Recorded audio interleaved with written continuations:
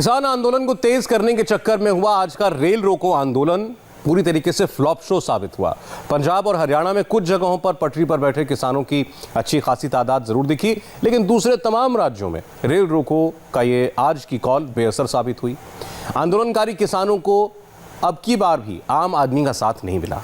जो लोग पटरी पर उतरे उनमें भी ज्यादातर लेफ्ट के झंडों के तले रेल रोकने के लिए आए थे। शहर शहर रेल रोको का कितना असर रहा, ग्राउंड जीरो से रिपोर्ट देखिए।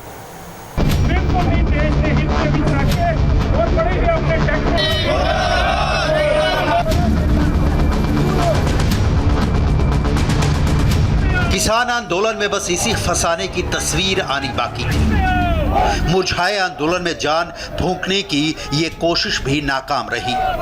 रेल रोको ढहते किसान आंदोलन के पूरी तरह निस्तेज हो जाने की निशानी लगी। 1, 2, 3, 4, 5, 6, 7 रेल रोकने के लिए गिनती के लोग पहुंचे। जो पहुंचे थे उन्हें भी जल्दी थी। फोटो खिंचवाई, अपलोड करवाई और निकल गए। शहर गिनते जाइए, किसान आंदोलन के रेल रोको आह्वान के फेल होने की तस्दीक होती जाएगी। तस्वीरें आपके सामने हैं।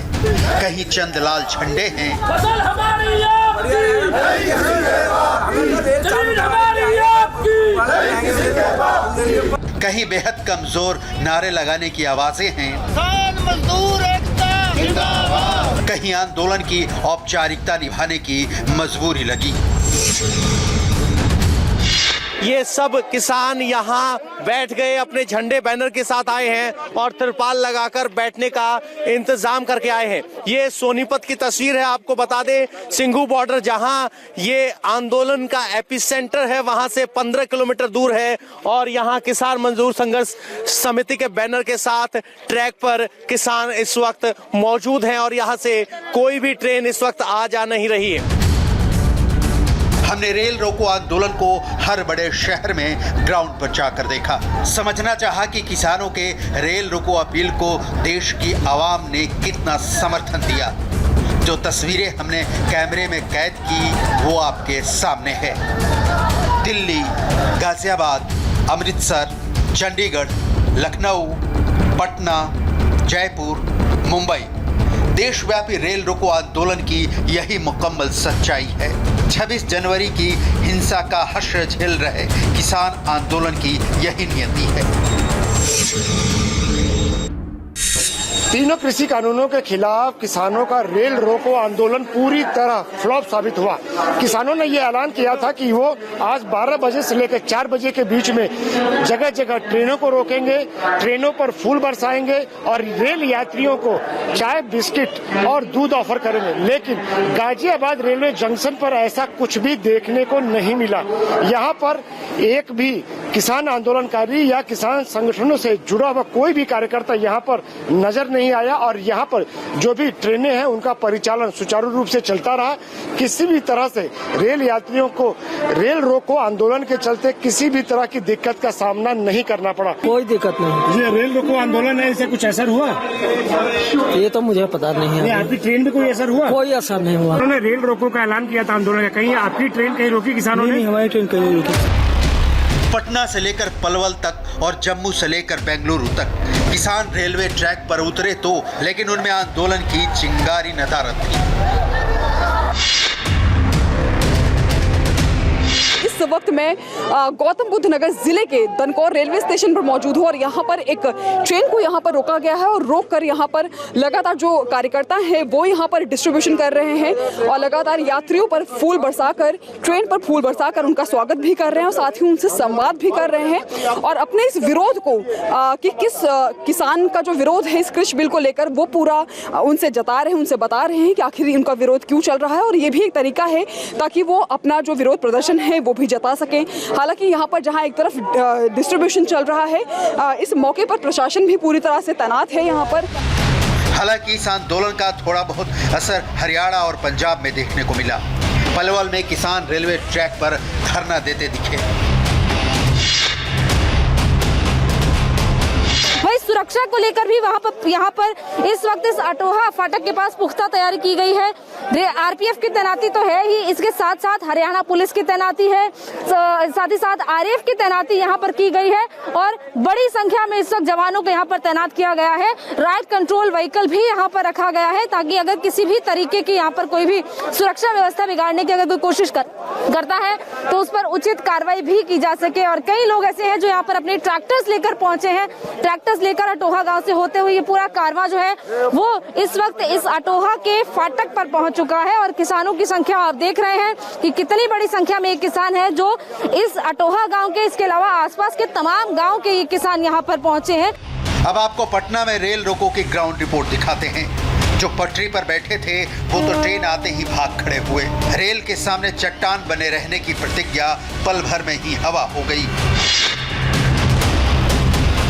रेल रोको आंदोलन के तहत पटना में सचिवालय हॉल्ट पलट। आप देखें पप्पू यादव की पार्टी के ये कार्यकर्ता हैं, ये ट्रैक पर लेट गए हैं, बिल्कुल ट्रैक के बीच में ये लोग लेटे हुए हैं। और यहाँ भी देखिए जो जीआरपी और आरपीएफ के जो जवान हैं वो लगातार अपील कर रहे हैं कि वो हट जाएं, ट्रेन आने वाली है। देखिए लाइन पे थ्रू सिग्नल है, कृपया करके लाइन पे हट। लगातार ये अपील की जा रही है। थ्रू सिग्नल है, आपको पता नहीं है, थ्रू सिग्नल पे गाड़ी ब्रेक मारेगा तो भी उलट जाएगा। चलिए, चूंकि ट्रेन बहुत करीब है लेकिन यहाँ पर काफी संख्या में कार्यकर्ता जो हैं झंडे बैनर के साथ यहाँ पर जमा है और हम आपको दिखा भी दें ट्रेन यहाँ पर आ भी रही है, बिल्कुल करीब है ट्रेन। और इसलिए जो जीआरपी के और आरपीएफ के जवान हैं वो लगातार अपील कर रहे हैं कि आप हट जाएं, ट्रेन का अचानक रुकना मुश्किल हो जाएगा। और इसलिए यहाँ पर देखिए ये लोग अभी जमे हुए हैं, ट्रेन बिल्कुल करीब है, आप लोग यहाँ बने हुए हैं। खतरा देखिए, प्रशासन यहाँ पे हमें रोकने के लिए सरकार ने भेजा है लेकिन हम रुकने वाले नहीं हैं। ट्रेन बहुत करीब है, हम लोग मरने के लिए बैठे हुए हैं, ट्रेन को रोकना होगा। आंदोलनकारी किसानों को उम्मीद थी कि आज का रेल रोको अभियान जो दोपहर 12 से शाम 4 बजे तक घोषित था, आंदोलन में नई जान फूंक देगा। लेकिन चंद जगहों को छोड़ दें तो आंदोलन में धार लगाने की ख्वाहिश में रेल रोको की कोशिश बिल्कुल नाकाम साबित हुई। 26 जनवरी की हिंसा से सबक लेते हुए आज किसानों के प्रदर्शन के लिए रेलवे ने भी पुख्ता इंतजाम किए थे। रेलवे सुरक्षा बल की 20 अतिरिक्त कंपनियां तैनात की गई थी। पंजाब, हरियाणा, यूपी, बंगाल में सुरक्षा पर खास नजर रखी गई। जो यहाँ पर वहाँ पे ट्रैक्स पर इन्होंने धीरे अपने यहाँ पर बैठना शुरू हो गए हैं और मांग इनकी यही है कि जो कृषि कानून है उनके विरोध में ये लोग यहाँ बैठे हैं और लगातार नारेबाजी जो है वो ये कर रहे हैं। कुछ इनसे हम बात करते हैं कि क्या इनका कहना है। क्या नाम है जी आपका? मेरा नाम बलविंदर सिंह, गांव मलौर, जिला अम्बाड़ा, हरियाणा। कितने गाँव के लोग यहाँ पे इकट्ठे हुए हैं? यहाँ पर हमारे सभी अम्बाड़े से इकट्ठे हुए हैं। कुछ लोग दिल्ली धरने में गए हुए हैं, कुछ यहाँ हैं और कुछ सिंबू बॉर्डर पे भी बैठे हैं। तो जब तक ये सरकार तीनों काले कानून वापस नहीं लेती तब तक हम ऐसे ही संघर्ष करते रहेंगे। अंबाला में एक बेहद चौंकाने वाली तस्वीर नजर आई। यहाँ पर किसान आंदोलन का असली मकसद प्रदर्शनकारियों की जुबान पर दिखाई दिया। ट्रैक पर बैठे ये चंद प्रदर्शनकारी वही नारे लगा रहे थे जो अक्सर दिल्ली बॉर्डर पर सुनाई देते हैं। सोचिए, देश के प्रधानमंत्री नरेंद्र मोदी और हरियाणा के मुख्यमंत्री मनोहर लाल खट्टर के खिलाफ अब शब्दों का प्रयोग किया गया।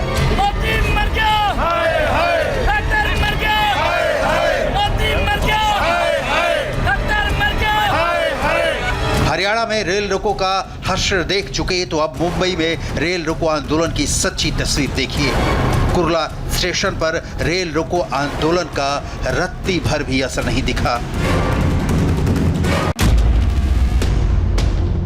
दिल्ली बॉर्डर से घर लौट रहे किसानों के मन में आंदोलन की धार पैनी करने की कोशिश में दहानू में क्या हुआ देखिए।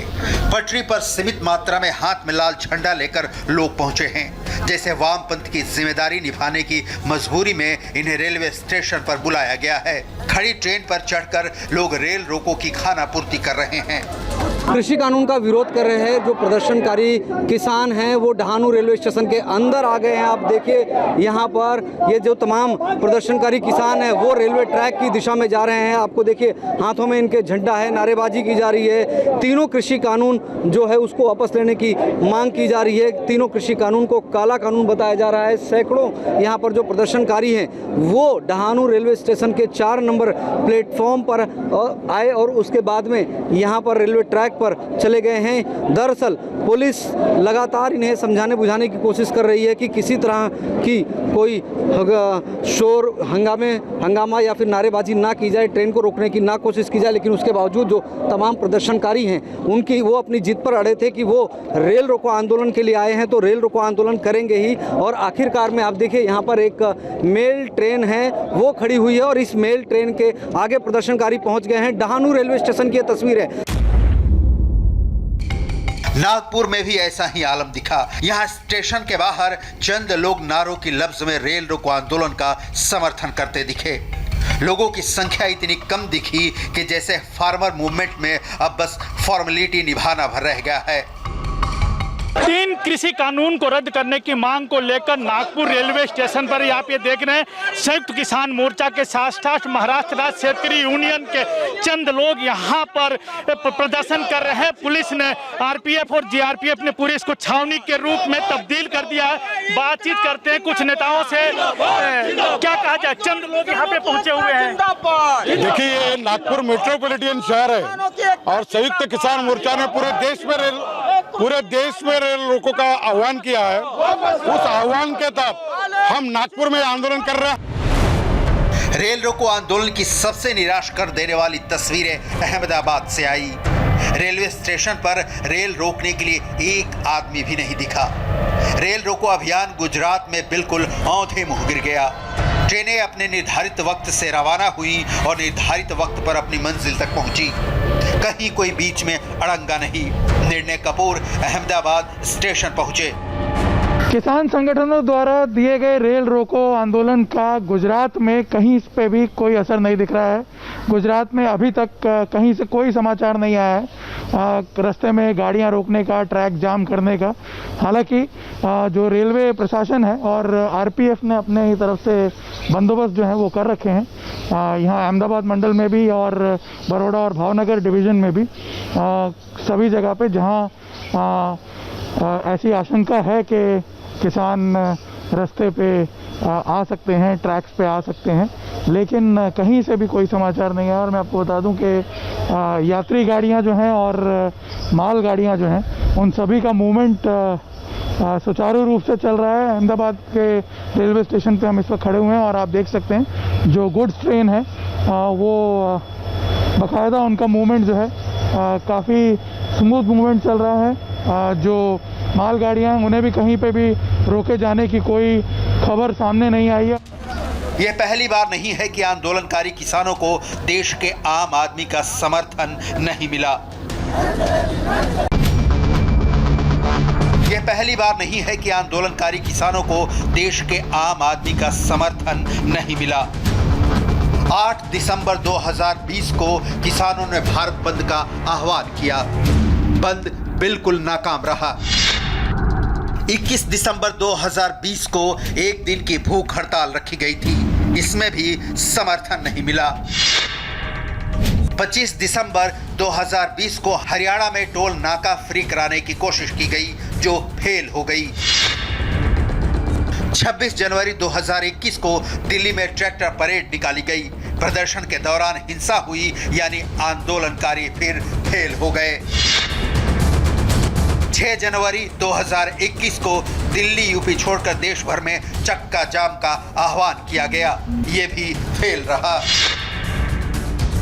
और अब यानी 18 फरवरी को देश भर में किसानों का रेल रोको आंदोलन हुआ।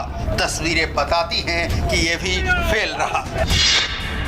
आंदोलनकारी किसानों के रेल पटरियों पर घमासान छेड़ने के फेल होने के बाद अब सवाल बचता है कि हर बार समर्थन हासिल की किसानों की कोशिश की नाकामी के बाद अब आगे क्या? खाली बॉर्डर को भरने के लिए किसानों को बुलाने की मंशा आखिर कैसे कामयाब होगी?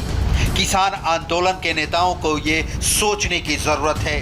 ये समझने की जरूरत है कि देश अन्नदाता के साथ है, आंदोलन की आड़ में एजेंडा चलाने वालों के नहीं। बंगाल चुनाव को लेकर आज सबसे ज्यादा चर्चा है मुर्शिदाबाद की। मुर्शिदाबाद में एक मंत्री पर बम से हमला हुआ। इस घटना के बाद आज मुर्शिदाबाद के डीएम जगदीश मीणा को हटा दिया गया। मीणा की जगह अब शरद द्विवेदी को डीएम बनाया गया है। मुख्यमंत्री ममता बनर्जी ने इस मामले की एसआईटी से जांच का आदेश दिया है। ममता बनर्जी ने कहा कि जाकिर हुसैन सबसे ज्यादा मेहनत करने वाले मंत्री हैं और उनके साथ जो हुआ वो एक साजिश है। अगर ये सच है तो फिर श्रम मंत्री जाकिर हुसैन पर बम किसने चलाया, ये सवाल है। वहां एक्चुअली हुआ क्या था, समझने के लिए दिखाते हैं आपको मुर्शिदाबाद से ये रिपोर्ट।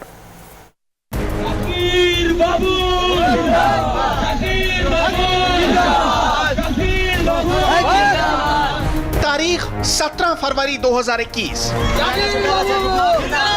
वक्त रात के तकरीबन 9:30 बजे।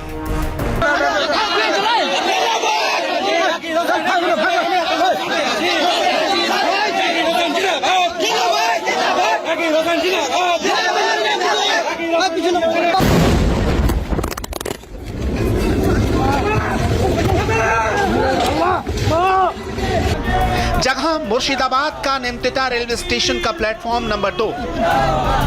चारों ओर जय जयकार हो रही थी। ममता सरकार के मंत्री जाकिर हुसैन समर्थकों से घिरे हुए थे। अचानक एक तेज धमाका हुआ और चारों ओर धुएं का गुबार छा गया।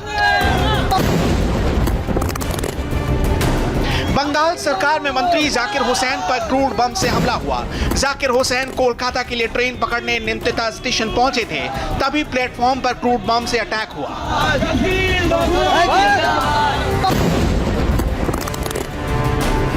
हमले में जाकिर हुसैन बुरी तरह जख्मी हो गए। उन्हें आनन फानन में कोलकाता के अस्पताल में रेफर किया गया। बंगाल में चुनाव है लेकिन दीदी की पार्टी में फुल तनाव है। ये खून के धब्बे बंगाल की स्याह होती सियासत की गवाही दे रहे हैं। ममता राज में लॉ एंड ऑर्डर कैसे नाकाम हो चुका है, ये उसकी दास्तां बयां कर रहे हैं। हमला किसी और पर नहीं, खुद ममता के मंत्री पर हुआ है। असल वजह क्या है, ये बताने के बजाय ममता बनर्जी अपनी टोपी केंद्र सरकार के सिर ट्रांसफर कर रही है। আমাকে ওনার সাথে যে ছেলেটি ছিল তারা বলছিল ভাগ্নে যে দিদি আমরা সব সময় যাই, কিন্তু এটা বিশ্বাস করুন একদম পুরো ওরা বলছে, যেটা আমি জানি না, এটা পুলিশ তদন্ত করে বের করবে। ওদের রিপোর্ট হচ্ছে যে যারা সাথে ছিল বলছে যে রিমোটে ব্লাস্টটা করেছে, কারণ ট্রেনে যখন মানে স্টেশনে পা দিয়ে স্টেশনে হাঁটছে সেই সময় ব্লাস্টটা করে দেওয়া হয়েছে। एक मंत्री के साथ 24 घंटे उसकी सिक्योरिटी चलती है। अगर एक मंत्री कहीं आता जाता है तो गृह विभाग के साथ साथ कई विभागों को बाकायदा इसकी सूचना भेजी जाती है। ऐसा मंत्री की सुरक्षा को ध्यान में रखकर किया जाता है। लेकिन बंगाल में एक मंत्री की सिक्योरिटी को भेजना कितना आसान है, ये घटना बता रही है।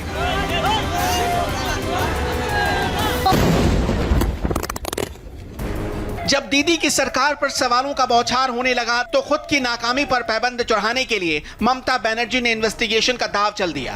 3 एजेंसियों के साथ साथ एसटीएफ और सीआईडी को भी जांच का जिम्मा सौंपा गया ताकि सवालों को ठंडा किया जा सके।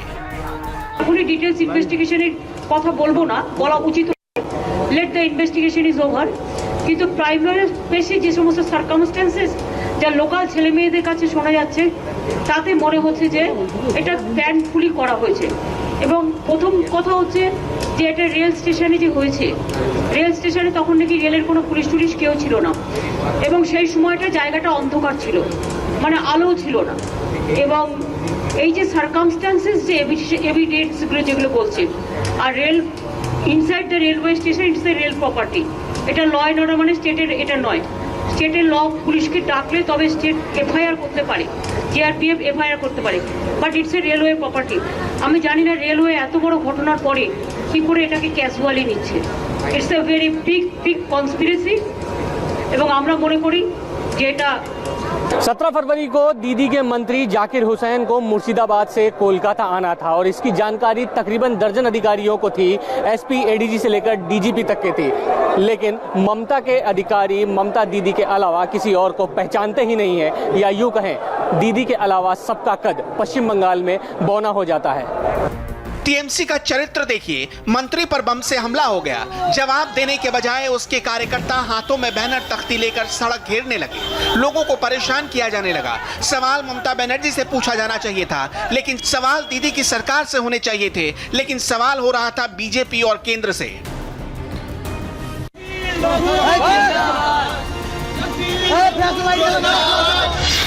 जाकिर हुसैन मुर्शिदाबाद जिले के जंगीपुरा से विधायक हैं। 2011 में उन्होंने कांग्रेस के मोहम्मद सोहराब को हराया था। घटनास्थल पर मौजूद चंद टीएमसी कार्यकर्ताओं ने हमले के पीछे कांग्रेस की साजिश बताई है, लेकिन ममता को अपने ही कार्यकर्ताओं की बात नहीं सुननी, बल्कि उन्हें तो राजनीति करनी है ताकि खुद की गलतियों पर पर्दा डाला जा सके। पहले तृणमूल कांग्रेस के नेताओं को टारगेट किया जा रहा है। टारगेट तो कर रहे हैं, टारगेट नहीं करने से लोकतंत्र में लड़ना जरूरी है। लोकतंत्र में टारगेट करके मर्डर क्यों करेगा? और करने का जरूरत क्या है? ये हुलिगानिज्म होता है, ये पॉलिटिक्स नहीं होता है। सॉरी, हमारे ताजुद्दीन बोले जो व्यक्ति ताजुद्दीन जो हमारे बूथ के कार्यकर्ता हैं, लंबे वक्त से कांग्रेस के कुछ लोग उसे धमका रहे थे और आज उन्होंने इस घटना को अंजाम दे दिया। अब उसे गोली मारी है, उसकी हालत खराब है, वो अस्पताल में भर्ती है, उसका सीटी स्कैन करवाया है, उसकी हालत नाजुक है। किसने गोली मारी? उसी बूथ के कांग्रेस के गुंडों ने ही हमला किया है। তার সিটি স্ক্যানও করা হয়েছে, কিন্তু আমরা খুবই চিন্তিত। তার যে পরিস্থিতি দেখলাম খুবই ভয়াবহ, এখন খুবই খারাপ পরিস্থিতিতে আছে। जाकिर हुसैन बड़ा सज्जन एक व्यक्ति थे, बड़ा प्रतिष्ठित एक बिजनेसमैन भी थे और उनकी अपना लोकप्रियता के चलते वो वहां से चुनाव में जीतते भी थे। आज तक उन्होंने किसी उनकी पार्टी के अंदर कोई भ्रष्टाचारी से उन्होंने कभी दोस्ती नहीं की। सबसे बड़ा उनकी खतरा इसमें पैदा हुई थी। चारों तरफ भ्रष्टाचार, दरिंदगी, गुंडागर्दी, ये तृणमूल पार्टी की एक हैसियत बन चुके हैं और जाकिर हुसैन इसके खिलाफ अकेले में लड़ रहे थे। जाकिर हुसैन को धमकियां मिल चुकी थी, लगातार कांग्रेस के कार्यकर्ता टीएमसी कार्यकर्ताओं को भी धमकियां दे रहे थे। हमला करने वाला कौन शख्स है, किस तरीके से हमला किया, कहां किया, ये सारी बातें टीएमसी का एक कार्यकर्ता बता रहा था। लेकिन ममता दीदी को तब तक मजा नहीं आता जब तक कि उस मसले में पीएम मोदी और केंद्र शामिल न हो। हमारे इस इलाके में ऐसी घटनाएं नहीं हुई, लेकिन यहाँ पर राजनीतिक हालात हैं धीरे धीरे खराब होते जा रहे हैं। मैं सभी से अपील करूंगा कि लोग अपने पसंद के हिसाब से काम करें, लेकिन इंसान इंसान को मारने का काम ना करे, इससे कोई फायदा नहीं है। इस घटना की मैं घोर निंदा करता हूं। मैं पुलिस से निवेदन करूंगा कि इस मामले की जांच हो और इसके पीछे जो हैं उनको सजा दे। मुर्शिदाबाद में जिस दिन हमला हुआ उस दिन टीएमसी पार्टी में जबरदस्त घमासान मचा हुआ था। तृणमूल कांग्रेस ने अपने कद्दावर नेता मुशर्रफ हुसैन को पार्टी से निकाल दिया। ये माना जा रहा था कि मुशर्रफ हुसैन बीजेपी ज्वाइन कर सकते हैं। हालांकि मुशर्रफ हुसैन ने यह दावा किया कि पार्टी की अंदरूनी कलह की वजह से ये हमला हुआ है। वहीं तृणमूल कांग्रेस के सीनियर लीडर मलय घटक ने भी कहा है कि पार्टी की अंदरूनी खींचतान हमले की एक वजह हो सकती है। लेकिन ममता बनर्जी का सुर अलग ही था। बंगाल में फिर से उन्हें लोकतंत्र खतरे में नजर आने लगा। ममता बनर्जी जाकिर हुसैन से मुलाकात करने SSKM अस्पताल पहुंची।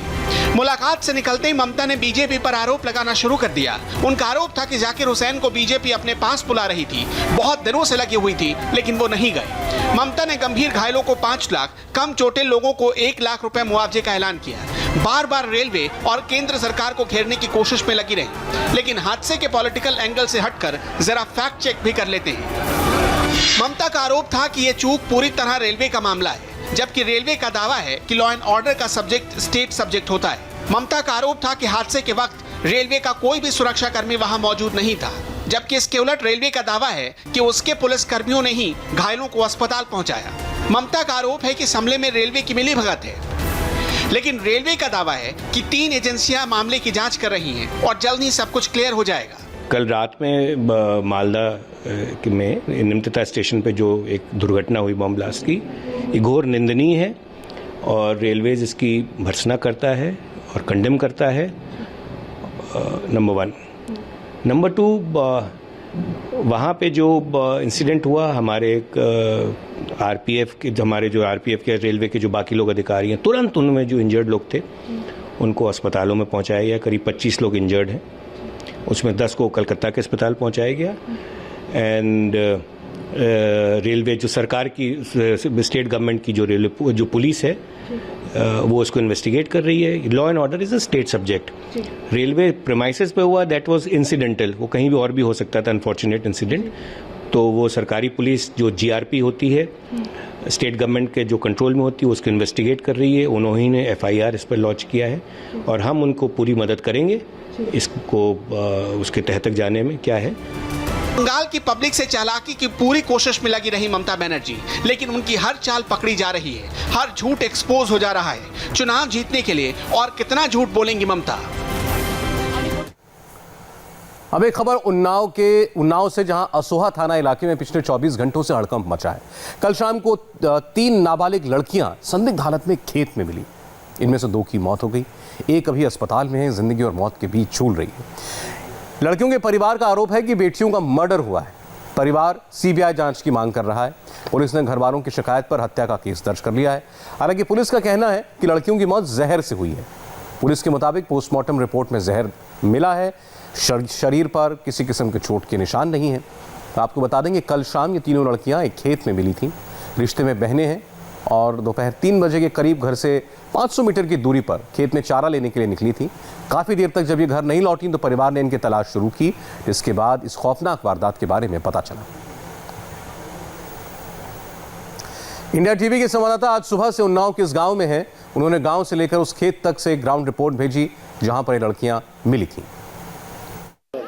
उन्नाव का ये बबुराहा गांव है और इसी गांव में इन्हीं सड़कों से कल 3 लड़कियां खेत में गई थी, जैसे कि वो रोज जाती थी चारा लेने के लिए। लेकिन ये तीनों लड़कियां जब शाम को अंधेरा होने के बाद भी घर वापस नहीं लौटी तो घर वालों को चिंता हुई। इनमें से तीनों लड़कियों की एक की उम्र 13 साल, एक की 16 साल और एक की 17 साल है। एक लड़की का घर इधर है, आगे जाके दाहिने हाथ को, एक लड़की का घर इधर है और एक लड़की इधर रहती है। इनमें से 2 चचेरी बहनें हैं और एक भतीजी। लेकिन खेत से वापस नहीं आई तो घर वालों को चिंता हुई। घर वालों ने सब तरफ लड़कियों को ढूंढना शुरू किया और घर वालों के साथ गांव वाले भी इकट्ठा हो गए। जगह जगह उनको ढूंढा गया। ये सामने जो सड़क जा रही है इसमें अगर हम आगे बढ़ेंगे तो करीब यहाँ से आधा किलोमीटर दूर सरसों के खेत पड़ते हैं। काफ़ी कटीले रास्ते हैं वहाँ जाने के। वहाँ जब घर वाले पहुँचे तो घर वालों का ये कहना है कि खेत में ये तीनों लड़कियाँ पड़ी हुई थी। अब 2 की उसमें से मौत हो गई और एक की हालत गंभीर है जिसका कानपुर में इलाज चल रहा है। तो गांव में चारों तरफ रिश्तेदार आ गए हैं, आसपास के गांव वाले ये घटना सुनकर आ गए हैं कि आखिर इस तरह से तीनों लड़कियां किस तरह से खेत में पड़ी हुई थी, कैसे 2 की मौत हो गई। सब लोग यहाँ पे ये बात कर रहे हैं। गुस्सा भी है गांव वालों के अंदर। उन्नाव के असोहा थाने का ये बबरोहा गांव है और ये वो जगह है जहां 3 लड़कियां कल मिली थी और पुलिस इस समय यहां पर आई है। लड़की के घर वाले भी यहां पर हैं। एक लड़की के बाबा हमारे साथ हैं। क्या हुआ कल जब आप आए तो क्या देखा आपने? साहब हम जब आए हैं तो जंगल से आना है, भैंसी चरावे जाना है तो नाले लगा हम पहुँचना है। बाकी लोग जब आ रहे हैं उठा कर चल चुके हैं तो हम बीच मिले नहीं, आपको कुछ बताई नहीं। लेकिन मगर दुपट्टा उनका छोड़ी न रहा, इसे लगता रहा। ठीक है, तो घर से आई थी यहाँ पे चारा लेने के लिए? नहीं, चारा ले आई हैं। इधर बरसीन है, बरसीन चारा। अच्छा, तो ये तो काफी दूर है आपके गांव से। कितना दूर होगा करीब? अरे साहब आधा किलोमीटर तो हुई। तो ये तीनों लड़कियां रोज आती थी? हाँ, रोज आती रहा। हाँ। तो कब आती थी और कितने बजे चली जाती थी? वो जाती रहा, सूर्य न बुड़त रहा, घर पहुंच जाती रहा। तो कल नहीं पहुंची? कल नहीं पहुंची तब ढूंढवा पड़ी। हाँ। तो बोली नहीं, घोड़ाए तब खतन ढूंढने लगे तो फिर यहाँ मिली है। कहा जा रहा है कि वो बंधी हुई? हाँ, तो दुपट्टा जो ले रहे हैं वो का नाम 3 फेरा लिपटा है। किसके लिपटा था? 3 लड़कियां थी? हाँ, तीनों के लिपटा था। हाँ। वहाँ पड़ता है। क्या आप लोग क्या कह रहे हैं, क्या हुआ लड़कियों के साथ? साहब हम तो वहाँ सोच रहे हैं जाँच हो। तो हमका बहुत लड़का अब हमारे पास 2-4 ठे हैं छोट छोट हर अगर घटना अगर गांव का कही या बाहर के कही तो हमका कुछ एहसास पड़ी। तो आपको क्या लग रहा है कि क्या हुआ क्या लड़कियों के साथ? लड़कियों के साथ मेरा घटना भवा। घटना मतलब मार देनी गई। मार दिया? हाँ। किसी से दुश्मनी थी आपकी? किसी से दुश्मनी नहीं, हमने गांव में जाके पता लगा लियो किसी से हमसे ख्यात कल्याण का कोई नहीं। फिर क्यों, किसने मार दिया? अब साहब पहका बता रहे हैं किसी ने मार दिया। सीबीआई जांच की मांग। हाँ। तो ये लड़की एक लड़की के बाबा हैं। ये तीनों लड़कियां गांव से यहाँ पर आई थी। करीब आधा किलोमीटर से ज्यादा दूर ये जगह है जहां वो चारा जमा करने आई थी और उसके बाद जब वो घर नहीं लौटी तो उनकी तलाश शुरू हुई और तलाशी लेते लेते जो गांव वाले थे उनको ढूंढते हुए यहाँ पर आ गए, यहाँ पहुंच गए और यहाँ तीनों लड़कियां मिली हैं जिनमें से 2 की मौत हो गई है और एक अस्पताल में जिंदगी की जंग लड़ रही है। अब घर वाले ये कह रहे हैं कि पूरे मामले की सीबीआई जांच हो। घर वाले भी मौके पे पहुंचे हैं और यहाँ पे इस जगह पे ये लड़कियां पड़ी मिली थी। घर वाले ये कह रहे हैं कि दुपट्टे से बंधी हुई थी। रुचि कुमार ने लड़की की मां से भी बात की। वो फूट फूट कर रो रही हैं और बात करते करते मदहवास हो जाती हैं। हर किसी के मन में यही सवाल है कि आखिर लड़कियों के साथ हुआ क्या। एक लड़की का ये घर है गांव में जहां मातम इस समय पसरा हुआ है। माँ का रो रो कर बुरा हाल है।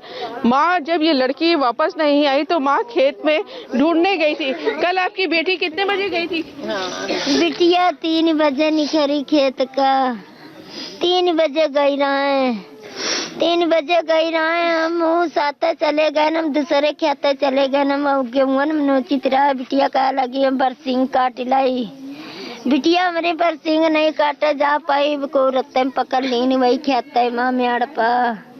जब 6 बजेगा बिटिया हम अपनी हरेरी नोच के लेके साहब चले आन। तब जब घर आन तब घर में पता किन बिटिया नहीं आई। तब बिटिया का वही लागे हरेरी डार देने भाग गए। ढूंढने गए नारन रात में गए। 8 बजे गए। 7 बजे वहाँ अंधेरे मैंने लाई पहन बहुत बड़ी बड़ी लाई खड़ी रहे। अरे मरे दैया, अरे दैया काजल कैसे पड़ी रहे। अरे दैया इसे सबको, अरे दैया इसे पेटे के बल तरी ऊपर हमारा बच्चा रुपट्टन ते बांधी परी रहे। तीनों को एक? हाँ तीनों एक रुपट्टे नहीं अलग अलग साहेब। वो जिसको श्वास आ रही है वही तो अगल रुपट्टम रहा है वही कुछ चिचिहानी। तब टार्च लगा के देखे न तब हम कहे न वही देखो बिटिया हो रही बोली रही। अरे दैया 70 ऊपर साहेब गरी रहा है माँ बच्चा। मुँह तिया की सब बाबा साहेब। नहीं आप जब गई तो वो तीनों लड़कियां किस हालत में आपको मिली? हाँ खेत में एक जगह मिले साहेब। एक जगह मिले तीनों। किस तरह से? वैसे बांधी परी रहे। गर्दना बांधे परे रहे। गर्दना बांधे न है। रोशनी क्या खाली नहीं गर्दना ढील रहा है। कोमल क्या काजल क्या कसर है। कोमल काजल क्या ज्यादा कसर है। यही लग रहा है कोई उनका गला दाब के उन्हें मारना चाहा है। पूरी तरह से मार नहीं पाया है। वो अपनी वाली में मतलब कि कसर नहीं छोड़े हैं अपनी वाली में और सांस रह गई है उनको उसी खेत में डाल दिया है। बस हमको तो यही लग रहा है। तो क्या किसी से दुश्मनी थी? ना तो किसी से दुश्मनी थी हमारी, ना किसी से लड़ाई झगड़ा। बस यही तो हम भी जानना चाहते हैं। यही हम भी जानना चाहते हैं। उसके लिए हमें सीबीआई जांच चाहिए। हम ये मांग कर रहे हैं। श्री नरेंद्र मोदी जी जो इस समय हैं देश के प्रधानमंत्री, हम उनसे बस यही अनुरोध करते हैं, बस हाथ जोड़ के यही चाहते हैं कि हमारी जो बच्चियां हैं उनके लिए सीबीआई जांच करवाई जाए। नहीं तो तब तक कि हम मिट्टी नहीं ले जाने देंगे यहाँ से। तीनों को रुपट्टे से अलग अलग बांधा हुआ है? अलग नहीं, एक की मतलब कि जो गले हैं, जो गले में तीनों को रुपट्टा कस के लपेटा हुआ था। 2-3 फंदे उन्हीं के रुपट्टे से और तरह ऊपरी मतलब जैसे ये तरे हैं फिर उसके ऊपर इस तरह रखा गया था। ऊपर तो जान कोई मारा है भाई। नहीं मरी। अरे कोई मारे हुए तभी तो तीनों लोग तर ऊपर रख दी नहीं गई हैं। वही हम अपने में है, क्योंकि ऐसे कोई मारा है ऐसे नहीं। इतनी लोग है लड़की, इतनी हल्की लड़की है भाई। हम साहब देखे नहीं तो कई का कह दे, हमारी दुश्मनी किसी से नहीं है। दुश्मनी किसी से नहीं, लेकिन यही है कि कोई तुम्हारा होगा तभी तुम्हारी मिली। आगे बढ़ते हैं। रेल रोको आंदोलन के नाम पर किसानों की जान के साथ आज कैसे खिलवाड़ किया गया और ऐसे नेताओं से सावधान करने वाली एक रिपोर्ट आपको दिखाएंगे मेरे सहयोगी पंकज भार्गव।